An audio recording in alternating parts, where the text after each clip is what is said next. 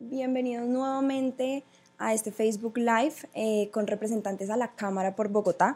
Hoy tenemos 3 invitados: Mauricio Toro, del Partido Verde; Samuel Hoyos, del Centro Democrático; y María Elisa Uribe, del Partido Conservador. Samuel, psicólogo con estudios en Sociología de la Universidad de la Javeriana, busca repetir otra vez en la Cámara de Representantes.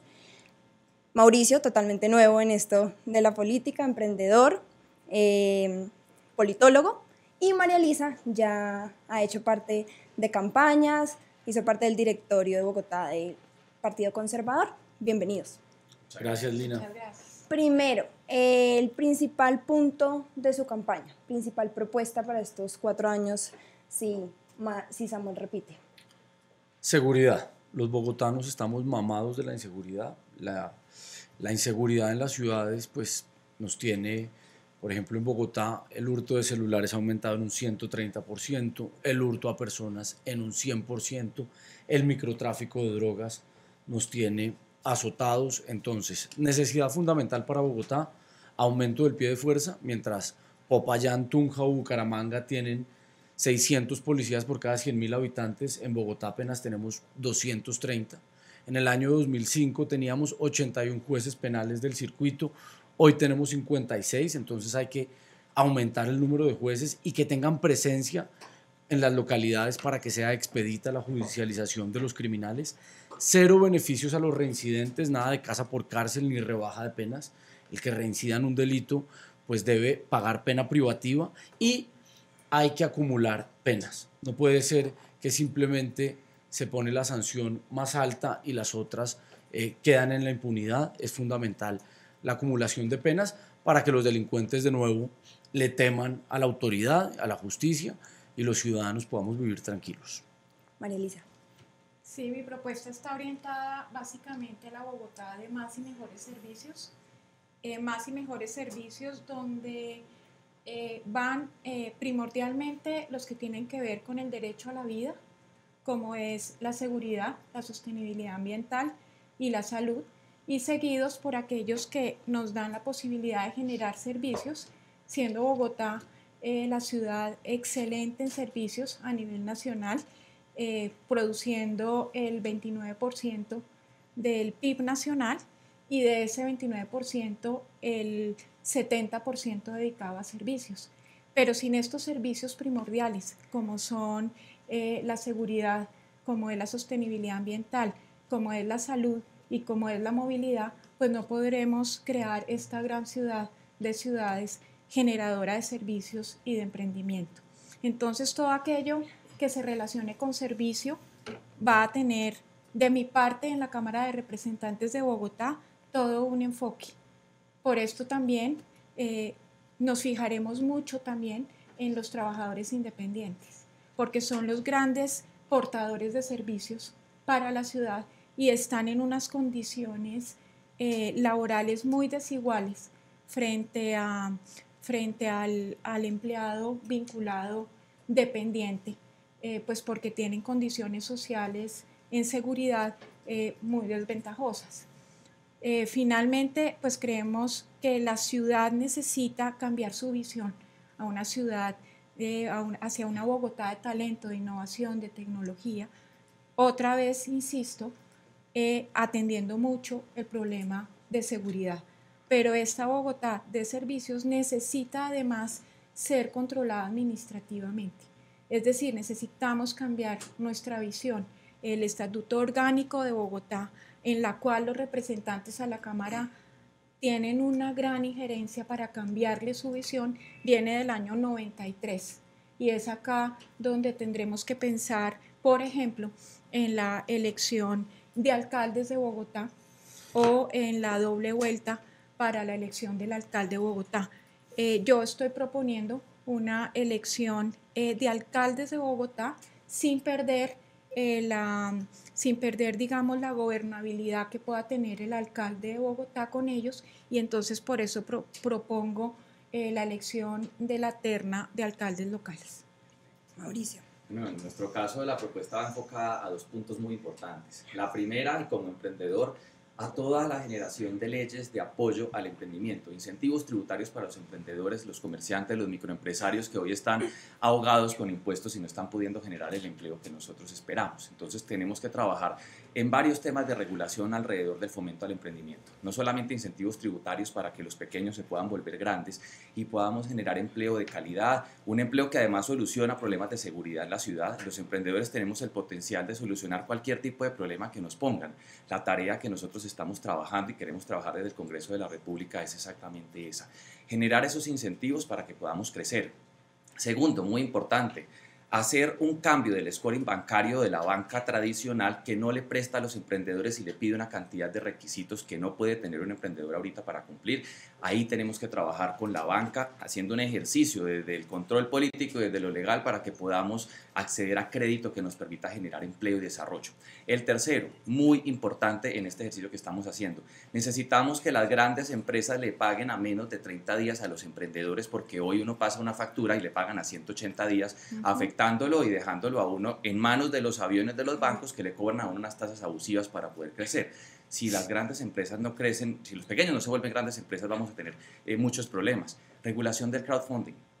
El gobierno ha sido supremamente tibio para poderle meter mano a todas las nuevas tecnologías, a las nuevas plataformas que permite que los emprendedores generemos ingresos y podamos financiar nuestros emprendimientos. Ahí hay que hablar de crowdfunding. El regulador va a sacar ahora una norma que podría eventualmente ser dañina para nosotros y ahí tenemos que empezar a hablar. El gobierno tiene que empezar a hablar también de blockchain y eso tenemos que regularlo, porque además es una nueva tecnología que nos permite a nosotros ahorrarle costos de funcionamiento al Estado. Lo segundo, educación.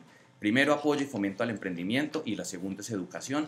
Y ahí hemos venido trabajando, porque para alguien que sale endeudado, por ejemplo con entidades como el ICETEX, que hemos venido hablando hace rato, le queda difícil emprender. Uno tener que pagar 3 veces más de lo que pidió prestado solo por el hecho de estudiar. No puede seguir pasando, más de 1.500 familias embargadas, 50.000 créditos con problemas. Tenemos que hacer un cambio profundo a la estructura del ICETEX, que se considera hoy una entidad financiera del Estado, cuando lo que debería ser es una entidad social al servicio de los colombianos, prestando solamente al DTF, para que así la gente pueda acceder a educación. En Bogotá solamente 3 de cada 10 personas entran a la universidad, 1,5 a la privada, 1,5 a la pública. Ahí hay un reto muy importante también para trabajar. Entonces, leyes y control político. Necesitamos empezar a hacer control político para traer recursos a la capital y hacer de Bogotá una ciudad que invierta en el emprendimiento, en sus comerciantes y empresarios, y que invierta en educación para que la gente esté formada. Así solucionamos problemas de seguridad, de movilidad, de salud, de todo. Eso es lo que queremos hacer desde la Cámara. No queremos más aviones en la política que nos roban oportunidades. Bueno, ahorita hablemos un poco del tema coyuntural en ese momento de Bogotá, que son las basuras. ¿Ustedes qué creen? ¿El alcalde Peñalosa debería haber seguido con lo que era Aguas de Bogotá, o esto es una consecuencia de lo que dejó el exalcalde Gustavo Petro por el cambio de las empresas privadas a las empresas públicas? ¿Cómo manejar esto, y ustedes cómo, si llegan al Congreso, manejarían este tema? Petro fue irresponsable. Al estilo chavista le dio por estatizar la operación de las basuras en Bogotá. Metió más de 3.000 empleados sindicalizados a Aguas de Bogotá a dedo, arbitraria e ilegalmente le quitó la operación a los privados, importó unos camiones viejos. Eso ha generado un detrimento patrimonial para los bogotanos de más de 100.000 millones de pesos. Y ahora pues estamos sufriendo las consecuencias de eso. Hay unos camiones parados por la DIAN, se trajo camiones viejos. Entonces acá hay que garantizarle a los privados la participación en labores de recolección de basuras. Lo hacen mejor que el distrito, más eficiente, más barato, y Petro por su experimento volvió a Bogotá un basurero y ahora quiere convertir a Colombia en un basurero. Y las FARC están asusando también las protestas, el vandalismo con unos bienes que son públicos, y eso nos está afectando la vida a miles de bogotanos, sobre todo en la localidad de San Cristóbal, Engativá y Usme, que tienen 2.500 toneladas de basura sin recoger, y Petro y las FARC haciendo política con esto. Aguas de Bogotá podía haber estado en la licitación. De hecho, Aguas de Bogotá estuvo en la licitación. El problema es que no la pasó. A Aguas de Bogotá no pudo cumplir, o no tuvo una póliza que lo hacía posible en la licitación. Ahora, tocaba entrar en el proceso de las licitaciones. por ley, cada 8 años se debe presentar este proceso en las licitaciones. Quien no entra, pues se retira y con ello pues se retiran los empleados que estaban en la empresa. Además, al convertirla en pública, a ser pública, pues hace todavía más que los empleados de la empresa deban retirarse. Sin embargo, entiendo que también han hecho un proceso de vinculación de varios, de alrededor como de 1000 empleados de Aguas de Bogotá para que participaran en el nuevo sistema de recolección. Ahora, los que vienen, pues vienen con un nuevo modelo de recolección de basuras para Bogotá, al cual se le debe tener, pues digamos, toda la seguridad de que va a ser un modelo reestructurado. Por otro lado, lo grave de esta situación es que la recolección de basuras es un servicio primordial y volvemos a la necesidad de más y mejores servicios para Bogotá. Esto nos afecta, como decíamos, el derecho a la vida en la parte de la sostenibilidad ambiental y de la salud, como vimos con las protestas que hubo en Engativá por los malos olores. De otra parte, al ser un servicio tan fundamental, pues tiene que tener unas sanciones muy fuertes para aquellos que han boicoteado el sistema.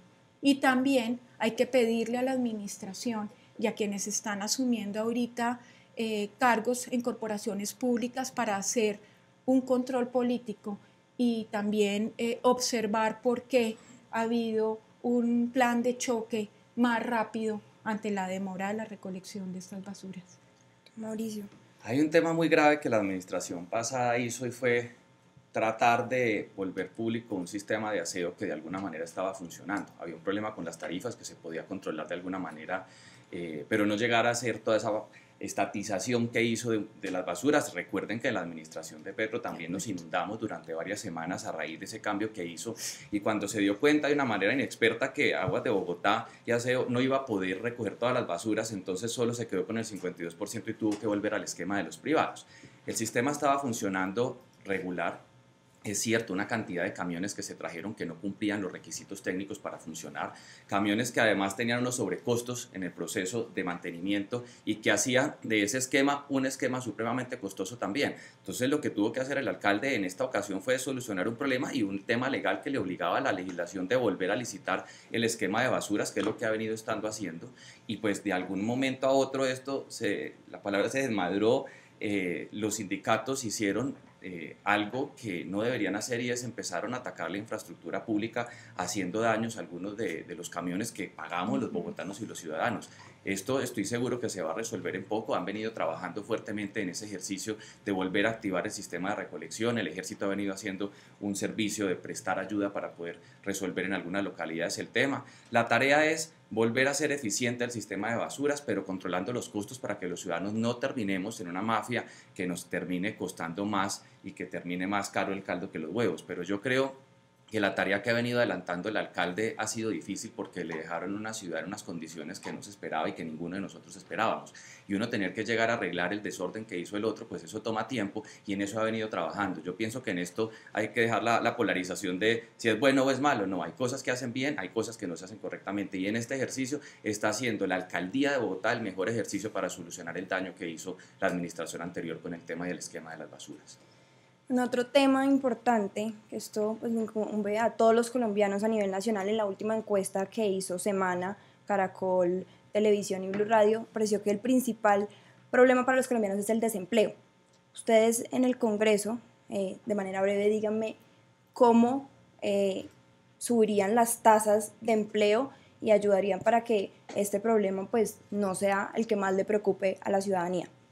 El principal problema social de Colombia es la informalidad. Cerca del 50% de los empleos en Colombia son informales. Y el principal causante de la informalidad es el Estado. Colombia tiene una de las mayores tasas de tributación, cercana al 70% según el Banco Mundial, y esto hace que generar empleo sea muy costoso, mientras países como Chile o Perú tienen tasas del 35, el 38%, en Colombia es el 70%. De cada 100 pesos que produce un empresario, 70 se los tiene que dar al gobierno y se van en derroche y en corrupción. Generar un empleo cuesta el 48%, se van para fiscales. Entonces eso fomenta la informalidad. Si nosotros le bajamos la presión tributaria a los empresarios, que son los grandes generadores de empleo, y la mejor política social es la generación de empleo, no son ni los subsidios, ni regalar y repartir mercados, es generar empleo. Si le bajamos la presión al empresario, al emprendedor, pues vamos a estimular la generación de empleo y vamos a estimular la formalización del empleo. Que sea mejor emplearse que ser un vendedor ambulante, que sea mejor emplearse que vender cigarrillos en los semáforos. Pero hoy no hay incentivos a eso. Así que bajarle los impuestos a los empresarios, bajar el costo de la generación de empleo, va a ser la mejor de las políticas sociales. Elisa. Sí, creo que la principal política para aumentar el empleo pues es producir. Si se produce más, se emplea más. Y para producir más, pues tenemos que generar las condiciones para ello. Y principalmente pues también tiene que ver mucho con la carga tributaria en Colombia. La carga tributaria en Colombia es muy alta a nivel internacional y tiene que haber una política de realmente querer, de voluntad, desde el gobierno central de reestructurar los impuestos en Colombia y sobre todo de esta reforma estructural. Y esa reforma estructural va más a ampliar una base tributaria que vaya creando la cultura de pago de los impuestos. O sea, por lo menos de tener una identidad tributaria como quien tiene una identidad con la cédula de ciudadanía. O sea, todos deberíamos tener nuestro RUT independientemente de pague o no pague los impuestos. Por otra parte, creo que hay un desempleo oculto. El desempleo oculto está en todos estos trabajadores independientes que trabajan y logran tener un contrato por 3 meses y los siguientes 3 meses están a la espera si se lo renuevan o no y se les genera ese periodo, digamos, de desempleo oculto. Por eso queremos hacer digamos, al entrar a la Cámara de Representantes, inmediatamente un proyecto de ley que iguale o que respete el derecho de la igualdad para los trabajadores independientes. Ahora, ¿quién tiene ante todo estos contratistas? El Estado. O sea, esta nómina paralela la tiene ante todo el Estado, que lleva a muchísimos contratistas a trabajar, además, horario completo, sin poder realizar otros encargos y con otras empresas y además teniendo una carga en seguridad social muchísimo más alta. Mauricio. Uno de los temas más importantes aquí es, bueno, hay que tener mucho cuidado con el tema de decir que la baja de impuestos, irresponsablemente hablándola, hay que hacer una política que nos permita tener incentivos para que los pequeños crezcan, una reforma fiscal y una reforma tributaria que nos permita desahogarnos a nosotros para poder generar el empleo que necesitamos, pero tenemos que ser conscientes que de todas maneras el Estado vive de unos impuestos y ahí tenemos que trabajar en políticas de innovación que permitan al Estado ser más eficiente en el gasto para que nosotros no tengamos que estar asumiendo ese impuesto adicional que nos están colocando. Estamos hablando del 69.5% de los ingresos de un empresario, de un microempresario, de un emprendedor, se van en impuestos y el Estado está haciendo un mal socio ahí. Entonces necesitamos primero esos incentivos para que podamos crecer. Hoy, en Bogotá, en Colombia, de cada 10 empleos que se han creado, 8 de esos los han generado las startups que no llevan más de 3 años. Si ustedes se ponen a mirar, ustedes seguro en la calle conocen grandes marcas nuevas que no llevan más de 2 años en el mercado y que están generando juntas más empleo que las 3 empresas más grandes del país que llevan 50 años. Es en esos empresarios en los que tenemos que pensar, es en esos nuevos que están generando innovación, tecnología y empleo que absorben esa masa laboral de aquellos que les ha tocado emprender por necesidad. Esos que están por necesidad los podemos subir y los podemos montar en esta barca del desarrollo empresarial. Tenemos que hacer un ejercicio muy duro y traer recursos para que Bogotá pueda generar mecanismos de apoyo e incentivo desde la Secretaría de Desarrollo Económico de la ciudad para que esos emprendedores generen el empleo que nosotros estamos esperando. Eso es una tarea que nosotros tenemos que hacer, y ahí toca el tema de lo que hablabas tú, y es el tema de los contratos de prestación de servicio y en especial de los freelancers. Tenemos que hacer un ejercicio de crecer esas empresas para que puedan absorber a esas personas pagándoles bien, pagándoles sanamente, pero además a tiempos como debería ser, porque un freelancer de esos entrega su producto y le pagan después de 4 meses el trabajo que ha hecho. Entonces, esa tarea tenemos que controlarlas, pero si logramos que nuestros emprendimientos y nuestras microempresas se vuelvan grandes y competitivas. Lina, pero quiero agregar una cosa. No solo hay que bajar impuestos, hay que bajarlos sin duda, pero también simplificar impuestos. Hoy un empresario paga más de 60 impuestos entre impuestos nacionales, municipales y departamentales. Se les va el primer semestre del año tratando de pagar impuestos. Tiene que contratar tributaristas, contadores, no sé cuánta gente, y el 95% del recaudo radica en 4 impuestos. Es decir, los otros 56 son casi que irrelevantes. Es más costoso recaudarlos y pagarlos que el ingreso que generan. Entonces, una simplificación tributaria y sobre todo ampliar la base. Colombia, con una población similar a la de España, apenas 2 millones de personas declaramos renta, mientras que en España 18 millones de personas declaran renta. Quiere decir que los 2 millones que declaramos renta estamos subsidiando a los otros 16 que no lo hacen. Entonces hay que ampliar la base. Y eso nos permitiría reducir impuestos, pero sobre todo reducir el tamaño del Estado y combatir la corrupción. Este gobierno ha creado cerca de 20.000 nuevos cargos y ha repartido más de 70.000 contratos de prestación de servicio. Entonces hay que reducir el tamaño del Estado porque es inoperante, es burocrático, es ineficiente y además estimula la corrupción. Yo tengo algo que decir ahí, es muy importante, y es hablemos desde la tecnología y pongámonos de cara a la globalización de lo que están haciendo países que han logrado salir de la crisis en la que estaban en solo 10 o 11 años, como lo hizo Singapur, como lo hizo Israel, países que han estado en situaciones inferiores a las de Colombia y usando la tecnología han podido hacer de sus estados algo más productivo y eficiente.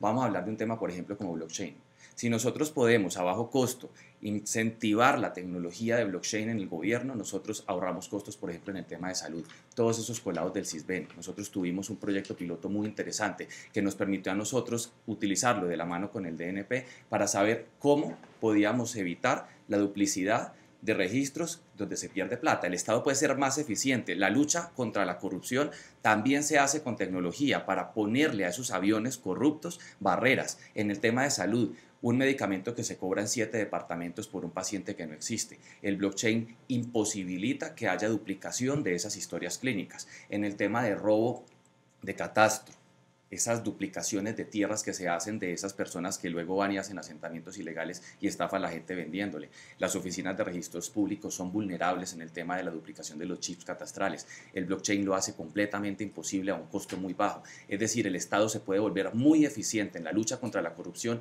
incentivando nuevas tecnologías, y desde la Cámara tenemos que hacerlo también para Bogotá. Es muy importante que trabajemos en eso. Ahora, reducir subsidios. Al año se nos van 80 billones de pesos de los colombianos en subsidios. En Bogotá, el 86% de los bogotanos recibe subsidios. Y de ese 86, el 40% no los necesita. Si reducimos ese asistencialismo, ese paternalismo populista y demagógico, nos vamos a ahorrar mucha plata y podemos aliviar el bolsillo de los empresarios, que son los generadores de empleo, y mejorar las condiciones también de los trabajadores. Tenemos 10 minutos solamente, ya. Entonces, vamos terminando con preguntas cortas. En esto sí necesito que sus respuestas sean sí o no. Bien. Entonces, ¿una buena solución es la prohibición del parrillero en las motos? ¿Sí o no? Si mejora la seguridad, sí. Solamente transitorio. Es una medida temporal que no tiene efecto alguno. Perfecto. ¿Metro elevado o subterráneo? Elevado. Elevado. Elevado, sí. Elevado. ¿Derecha, centro o izquierda? Derecha. Derecha. Centro completamente. ¿Transmilenio por la séptima? Sí. Ya está en curso. Está contratado y no hay nada que hacer. Juéguensela, ¿Pero hombre, sí o sin no? miedo. ¿Sí o no? Sí. No. ¿No? Sí. Sí. Listo.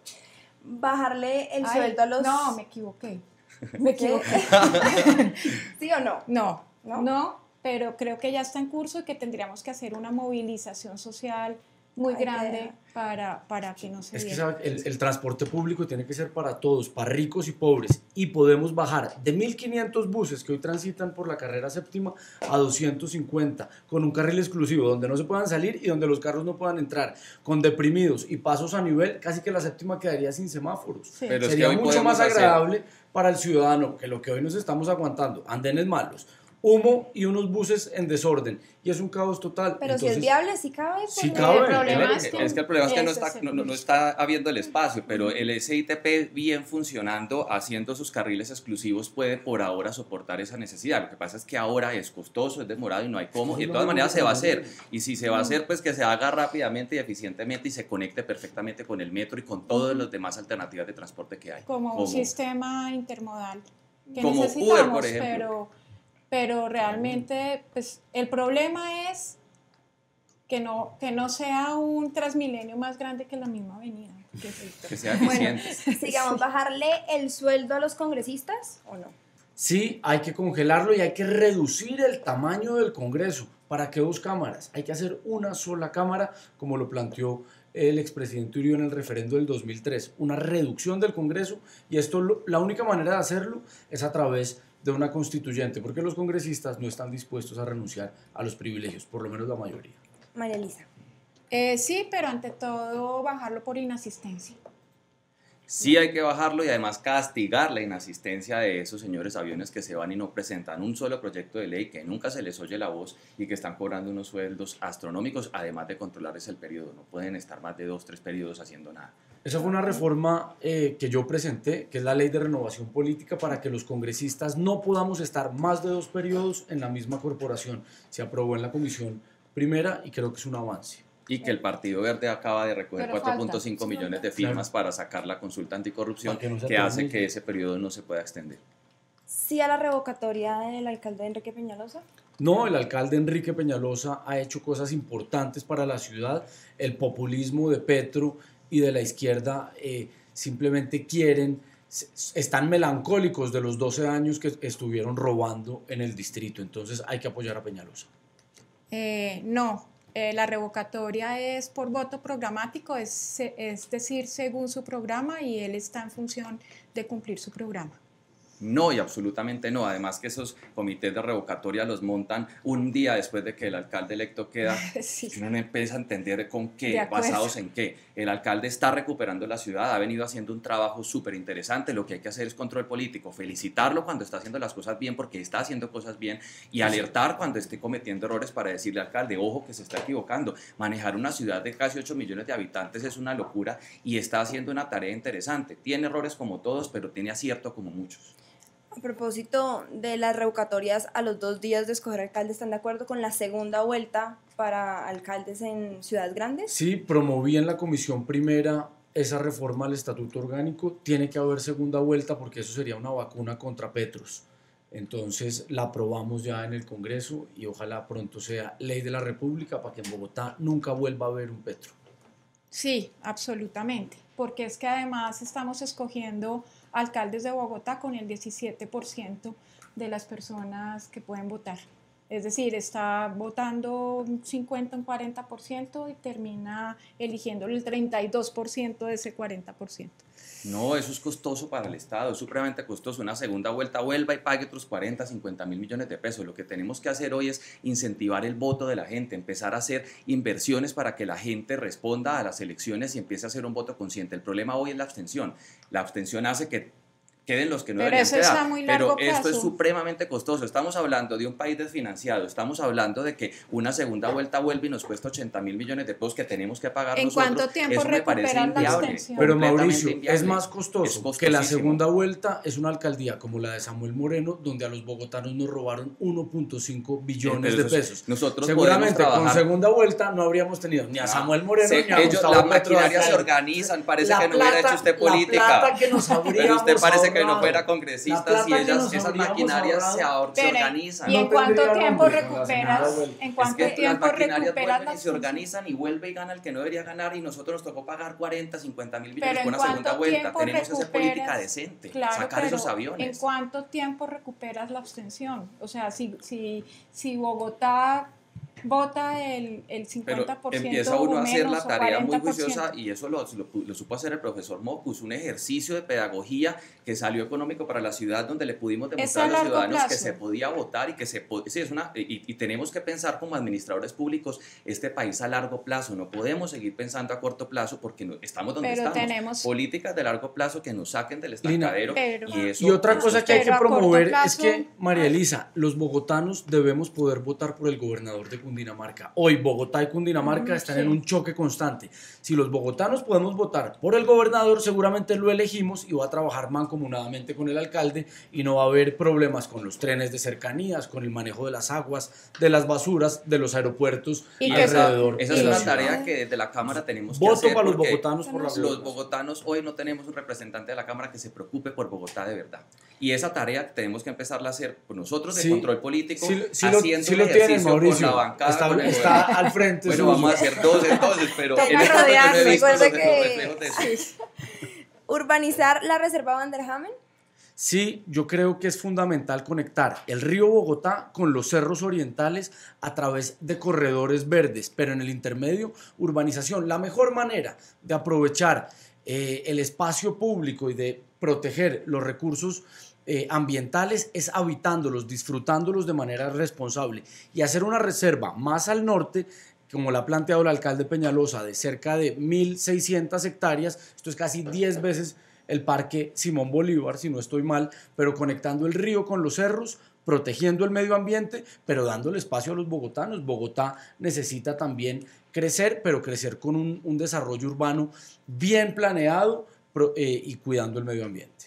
No, de ninguna manera. El espacio público verde en Bogotá es muy por debajo del estándar internacional. Creo que es 3 metros cuadrados por persona, si no estoy mal, cuando en el mundo debe ser alrededor ideal de 10 metros cuadrados. Ojo, dos cosas muy importantes. Hay una realidad que tenemos que enfrentar, y es que la ciudad está creciendo, y los próximos años va a crecer el doble de lo que hemos estado creciendo, va a crecer mucho más. Ahí vamos a tener que empezar a hacer un proceso primero de densificación de la ciudad, pero inevitablemente vamos a tener que llevar esa discusión a esa reserva. Esa reserva, si bien es un corredor ambiental, yo lo que quiero ver es cuál es el plan del alcalde puntual, que no lo ha presentado aún a la CAR, para saber, porque eso son especulaciones que se han venido dando. Lo que yo todavía no he visto es cuál es el plan exacto de lo que va a hacer el Van der Hamen, para poder decir qué vamos a decir nosotros y cuál es la posición. En este momento es claro que es un corredor ambiental supremamente importante para la ciudad, pero también es claro una cosa: no hay para dónde crecer. ¿Cuál es el plan? Cuando yo vea el plan, lo lea y lo entienda perfectamente, porque no lo ha presentado y todos son especulaciones, ahí podemos hablar claramente de cuál es la posición. Pero el plan es lo que le estoy contando, Mauricio. Al oriente no podemos crecer por los cerros orientales. Al occidente no podemos crecer por el río Bogotá, y ya empiezan otros municipios aledaños. Al sur ya está lleno. La única es hacia el norte, y la ciudad tiene que tener un desarrollo urbano sostenible. No puede ser tampoco un fundamentalismo ambientalista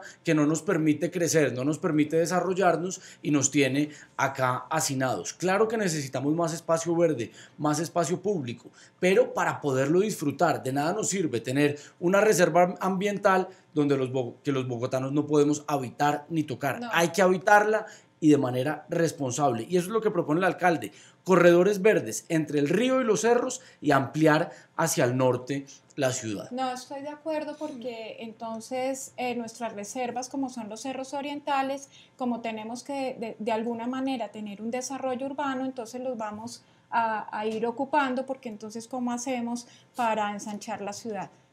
Verdaderamente creo que más bien el desarrollo urbano tiene que ser un desarrollo urbano hacia arriba, por ejemplo, y conservar nuestras reservas naturales, que además son un patrimonio de nuestra capital. Se nos acabó el tiempo. Muchísimas gracias a los tres. Les recuerdo que estuvimos con Mauricio Toro, de la Alianza Verde. 105.